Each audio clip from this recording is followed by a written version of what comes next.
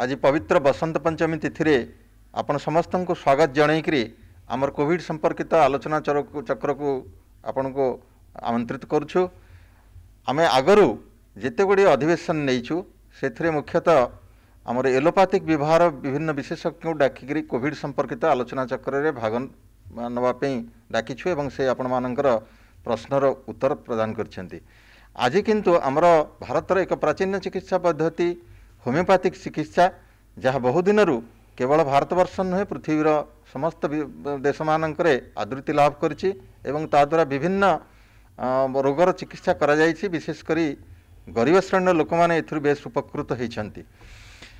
किंतु कोविड सहित यार कौन संपर्क रही, कोविड रे यार उपादेयता कौन रही से बाबद आलोचना करने आम सहित आज भुवनेश्वर स्थित अभिनव चंद्र होमियोपैथिक मेडिकल कॉलेज प्राध्यापक डॉक्टर राजेंद्र कुमार दास उपस्थित अच्छा। आपण मान तरफ मुझे स्वागत जनाऊँगी। सार नमस्कार। दर्शक मान तरफ प्रथम प्रश्न आपन को रहिबो सार जे कोविड महामारी रोकिबारे होमियोपैथिक चिकित्सार कौन भूमिका रही? जय जगन्नाथ। समस्त दर्शक बंधु मानक समस्त ओडिशावासी भाई भौणी मानक पुणी थे पवित्र बसंत पंचमीर हार्दिक शुभेच्छा अभिनंदन। आज माँ सरस्वती आमे समस्ते आह्वान करुचे। तेणु आज गोटे भल दिन में आम कोविड रे होमियोपैथी उपादेयता विषय किसी आलोचना करवा। तेणु जहाँ किसी गवेषणालब्ध तथ्य अच्छी जहाँ किसी सूचना अच्छी सरकारी सूचना से विषय में आपन को शेयर करी। तेणु प्रथम कथा हूँ आम समस्ते जानिबा जे होमियोपैथी होची गोटे अग्रणी चिकित्सा पद्धति। ओडिशा सरकार 1956 मसीहारू यही चिकित्सा पद्धति को आनुष्ठानिक भाव स्वीकृति प्रदान करिसेंती एवं अतीतर जहाँ अनुभूति अच्छी से अनुभूतिर आधार में 20 मसीह जितेबाला यही कोविड महामारी देखादेला तेणु भारत सरकार आयुष मंत्रालय जो विशेषज्ञ मानकर गोटे मीटिंग डकैले एवं से मीटिंग रे अतीतर जो अनुभूति से फ्लू रोग हो किंबा से आपंकर जापानीज एनकेफालाइटिस हो तेणु अन्यान्य भाइराल डिजीज रो ट्रिटमेंट रे होमियोपैथी जो उपादेयता रही एवं जहाँ गवेषणालब्ध तथ्य थिला तारी आधार रे से जो निर्दिष्ट कमिटी से माने गोटे निर्दिष्ट औषध को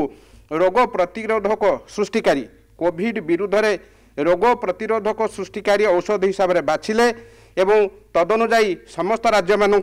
केंद्र सरकार एडवाइजरी देले एवं आमर ओडिशा सरकार मध्य से औषधटी को स्वीकृति प्रदान कले जहाँ को कि इम्यून बूस्टिंग हिसाब से कोविड विरुद्ध जो युद्ध आम समस्ते फेस करुचे तेणु से युद्ध रे गोटे अस्त्र भाव में ग्रहण करागला। किंतु एठी आमे कहीं भाबिबा नहीं जे कौन निर्दिष्ट होमियोपैथी औषध बा कौन औषध खाईदेले कोविड आमको आदौ हेब नहीं। यह प्रिभेंटिव नुहे, यार केवल भूमिका होची शरीर रे रोग प्रतिरोधक सृष्टि वृद्धि करिवो जहाद्वारा हुए तो आम कोविड रे आक्रांत हबा नहीं बा जदि आक्रांत हेले ताले आम गुरुतर लक्षण आड़ को जीवा नहीं। किंतु कहीं भाबिबा नहीं जे आमे जेहेतु आर्सेनिक बा निर्दिष्ट किसी औषध खाइचे तेणु आमको कोविड हब नहीं, आमे बिना मास्क रे बुलिबा, आमे गहली जगह को जीवा, आमे विदेश भ्रमण करबा ताहा नुहे प्रथम कथा। एवं द्वितीय कथा होची केवल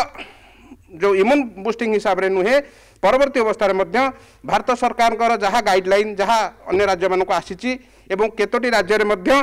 जो क्वारंटाइन सेंटर रे एवं होम आइसोलेशन रे होमियोपैथी औषध दि जाइए एवं भारत सरकार मध्य विधिवत सूचना रही माइल्ड केस मानू किंबा आसिम्टोमेटिक पॉजिटिव मानू आम होमियोपैथी औषध दे पारिबा। तेणु यही कोविड रो जो परिचालन रे बा कोविड सहित आमर जो सफल मुकाबला करिबारे होमियोपैथी औषधर होमियोपैथी चिकित्सा पद्धतिर निश्चित भाव किछिटा उपादेयता बा तार योगदान रही। आमर अधिकांश रोगी ये तृतीय लहर रे होम आइसोलेशन बा गृह पृथकवास रहीकि चिकित्सा होउछन्ति। एई गृह पृथकवास समय रे होमियोपैथिक औषध किछि दिया जाई पारिबो कि जो माने सामान्य लक्षण युक्त अछन्ति? हाँ सर, गृह पृथकवास जो माने सामान्य लक्षण माने जो माने सामान्य लक्षण युक्त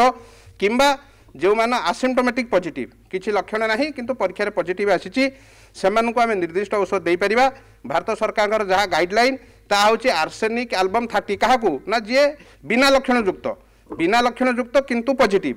बिना लक्षण युक्त पॉजिटिव मानू आर्सेनिक एल्बम 30 दिन को 2 थर सप्ताह आम दबा।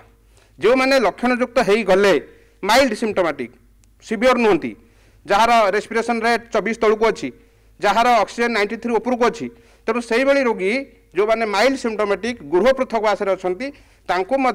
आम लक्षण आधार में होमियोपैथिक औषध दबा से भारत सरकार गोटे सूचना जारी करछंती केउ केउ औषध दिज्व तेणु आम समस्ते जानीचे होमियोपैथी हूँ एक सामग्रिक लक्षण भित्तिक चिकित्सा पद्धति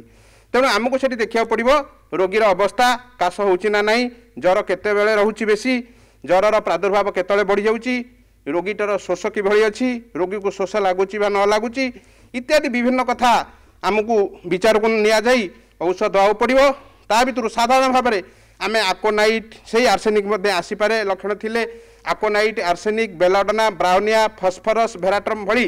किसी औषध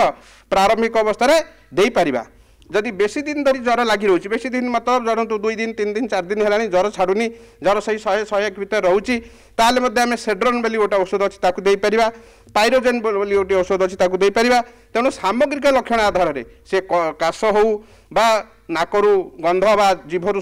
टेस्ट स्वाद पड़ाऊ किंबा दुर्बलता लागू किंबा किसी जीआई सिम्पटम यथा पतला झाड़ा हवा पेट काटी पेट फुंपेवा इत्यादि लक्षण हो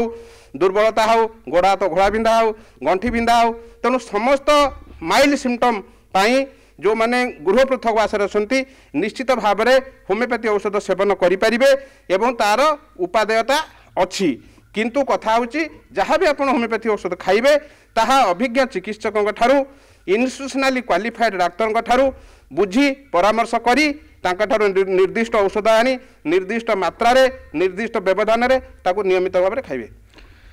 कोविड परे परे किसी लोकों ठारे आमे किसी दिन धरिक अल्प अल्प काश रहिबा दुर्बल लगिबा काम करने इच्छा न होगा भोक न होगा ये सब लक्षण देखा जाउची किसी दिन धरिक जहाँ को आम लंग कोविड आख्या दौचु सेपरी रोगी होमियोपैथिक किसी चिकित्सा अच्छी ना ना। हाँ सर तापी निश्चित भाव में सफल होमियोपैथी औषध अच्छी पोस्ट कोविड क्लिनिकल कंडीशन जहाँ आम कौचु जहाँ लंग कोविड बोली कहुपे तेणु जहाँ से काश हो ज्वर हो दुर्बलता हो तापाई सफल होमियोपैथी औषध मान रही धरतु कोविड पर किसी लोकंर सुखिला काश हुए तंटी दर्ज थाए तंटी गतगत होता है माने कोविड रु भल हो जाती भल हो जाती माने ज्वर ना आउ किसी विशेष असुविधा ना असंगति ना केवल सुखिला काश रोची तंटी गतगत होची तंटी दर्ज होची सेही भली क्षेत्र में आम ब्रायोनिया रियुमेक्स बेलाडोना यही किसी औषधर प्रयोग करिपरिबा किंतु पुणी से कथा आउ थे मुझे रखुची लक्षण भित्तिक चिकित्सा यह तेणु होमियोपैथी औषध माने होमियोपैथी चिकित्सा निर्दिष्ट औषध चयन करने एत सहज नुहे बहुत गुड़िए दिग प्रति गुरुत्व देवाक पड़ी थाए तेणु अभिज्ञ चिकित्सक जो मैंने प्रकृत में क्वालिफाइड फिजिशियंस तांकर परामर्श नहीं औषध खाइबा जदि काशरे कफ बाहरुची सुखिला काश नुहे तेणु सेठी आमे पल्सेटिला स्टानोमेट कार्बोभेज क्रियोजट आम्ब्राग्रेसिया यही किसी औषध उपयोग करा जाई पारे एत गुड़ी औषध कथा कहीं मुझे कहूँ ना युवाक संभाव्य औषध एमती गोटे किसी औषध ना जदि कोविड पर काश होची आपन जाए काउंटर कहीदेवे मत गोटे पल्सेटला दिंतु मुझे खाईदेवी से भली संभावना होमियोपैथी चिकित्सा ना गोटे निर्दिष्ट रोगी निमंते हुए तो 5 प्रकार औषध आवश्यकता थाईपे निर्दिष्ट रोग निमंते एवं 5 जन रोगी निर्दिष्ट रोग जदि सफर करूँ 5 प्रकार औषध भी दरकार हो पाए एवं गोटे रोगीर 5 प्रकार कंडीशन 5 प्रकार औषधर आवश्यकता थाईपे तेणु एगुड़िक संभाव्य औषध निर्दिष्ट चिकित्सकों ठारू उपयुक्त परामर्श ग्रहण करी जदि नियमित भाव में आम औषध सेवन करवा ताहले से कोविड परवर्ती काश कोविड परवर्ती दुर्बलता बा कोविड परवर्ती जहाँ किसी मस्कुलार पेन गंठी पेन जो रोचे किसी लोकंर ता दिहरु निर्दिष्ट भाव आम उपशम पाइपर। आमर कोविड चिकित्सा मुख्यतः एलोपैथी पद्धति करा एलोपैथिक औषध अनेक लोक खाऊंट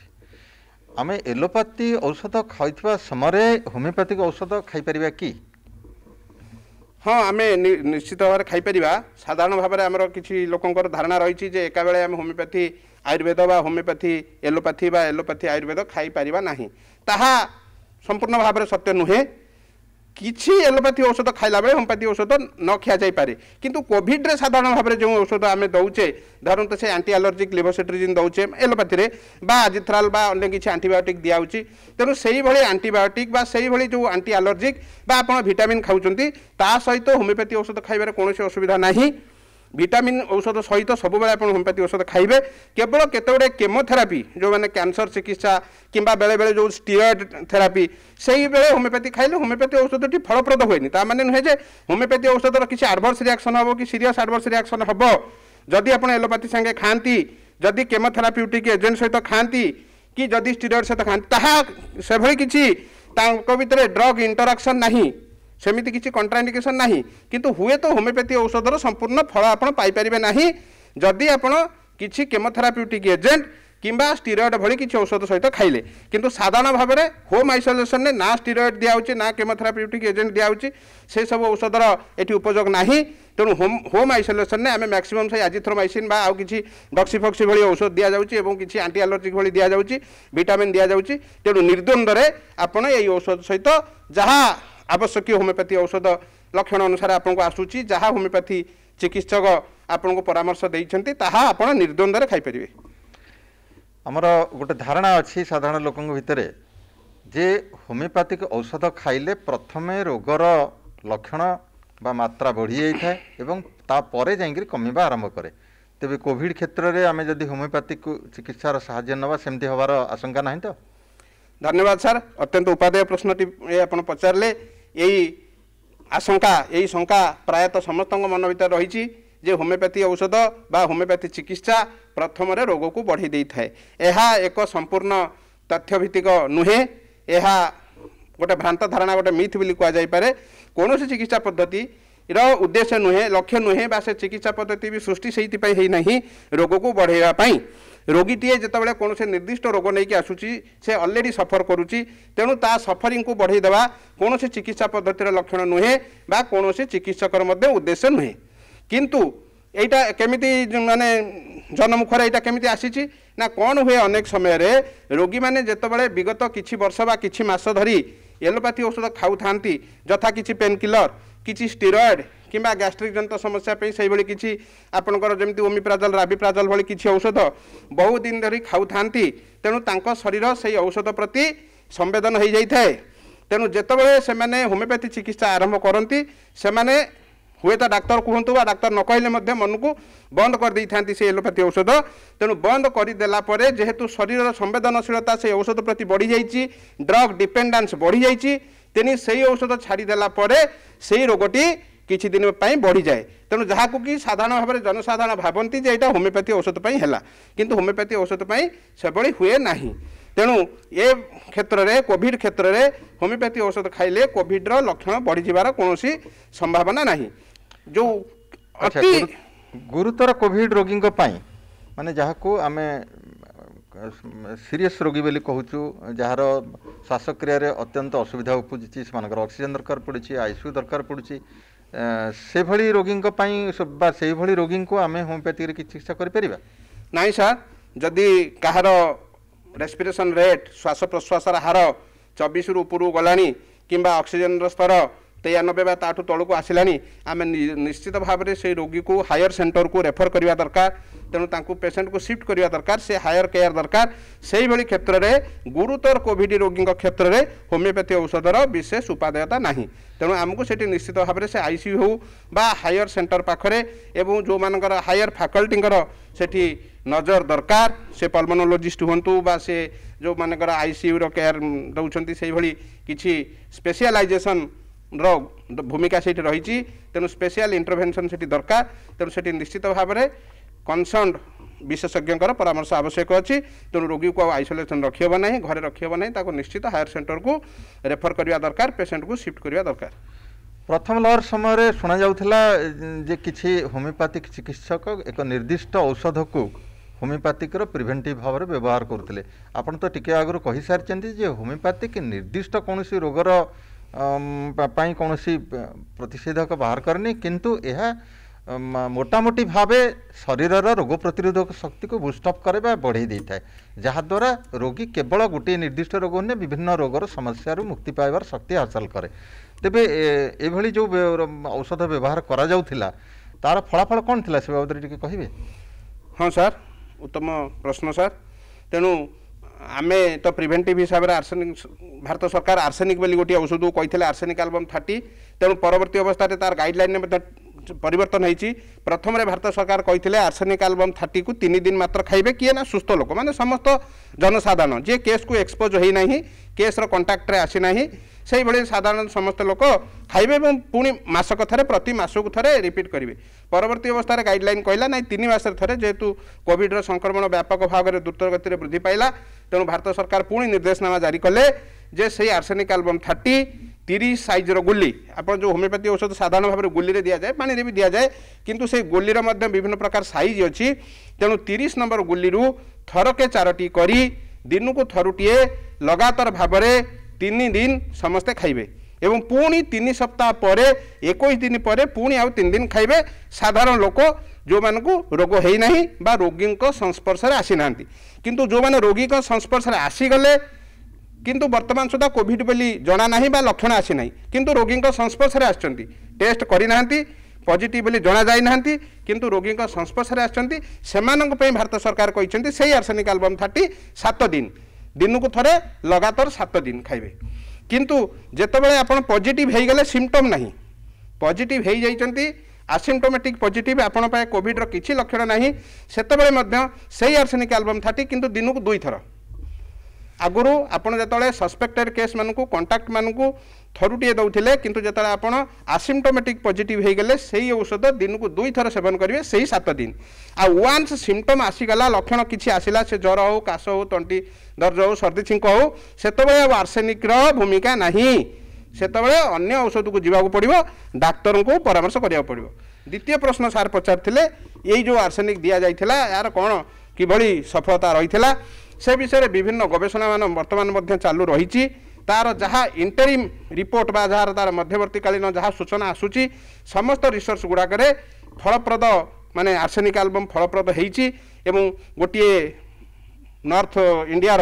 नॉर्थ ईस्टर्न इंडिया रे गोटे रिसर्च होता सेठी से कहते जो सेल सिग्नालिंग पाथवे आर्सेनिक बोध हुए सेल सिग्नालिंग पाथवे जो सेल रो विभिन्न जो शरीर भितर जो माने प्रति कोष भितर जो जटिल प्रक्रिया चले तेणु से प्रक्रिया रे सेल सिग्नालिंग रे आर्सेनिक बोध हुए किछि परिवर्तन आनिकी तेणु इम्यूनिटी बढ़ाऊँगी आम समस्ते जानीचे जे जो नॉन स्पेसिफिक इम्यूनिटी कथा मुझे कहती स्पेसिफिक इम्यूनिटी तो केवल स्पेसिफिक एंटीजेन रे ही हम एंटीबॉडी तैयारी किंतु नॉन स्पेसिफिक इम्यूनिटीर गुरुत्व बहुत बेसी रही आम समस्त केवल कोविड नुहे अन्य समस्त रोग तेणु नॉन स्पेसिफिक इम्यूनिटी रे जो शरीर विभिन्न प्रकार कोष अच्छा से लिम्फोसाइट हूँ विभिन्न प्रकार जो सेल अच्छा से सठिक समन्वय बा सेमानकर कार्यदक्षतार वृद्धि ए सबू हुए तो बोध हुए आर्सेनिक करुच्ची जोटी जोटी आर्सेनिक दिखाई विशेषकर आप जानी सोशल मीडिया भी आसीला पेपर आसाला गुजरात में तार गोटे सफल परीक्षण कराइला महाराष्ट्र जो धरा स्लम कंट्रोल करा महाराष्ट्र सरकार गुजरात सरकार केरल सरकार एमाने आनुष्ठानिक भाव में जो क्वारंटाइन सेंटर गुड़िक आर्सेनिक बांटी तार किसी सुफल मिलता। धन्यवाद सर बहुत सुंदर और उपादेय तथ्य आज आम दर्शक बंधु मानक आपन देले होमिओपैथिक निश्चित भाव में आमर गोटे मौलिक चिकित्सा पद्धति यह द्वारा विभिन्न रोग को उपशम करिवार नजीर रही एवं यह फलप्रद भाव अनेक क्षेत्र में व्यवहृत हो आसुची अनेक दिन तेणु कोविड रे मध्य यार भूमिका कौन आपण मानक सार प्रांजल भाव में बुझेले यार सुझाव नवापे अनुरोध गोटे कथा शेष कहबी जे केबे हेले आमे जेकोसी चिकित्सा नौ बा न नौ कोविड नियम को अणदेखा करवा नहीं किंबा मन इच्छा एलोपैथिक हो आयुर्वेदिक हो बा होमिओपैथिक हो कौन औषध निजे निजे न खाई विशेषज्ञ परामर्श नहीं व्यवहार करवा। धन्यवाद।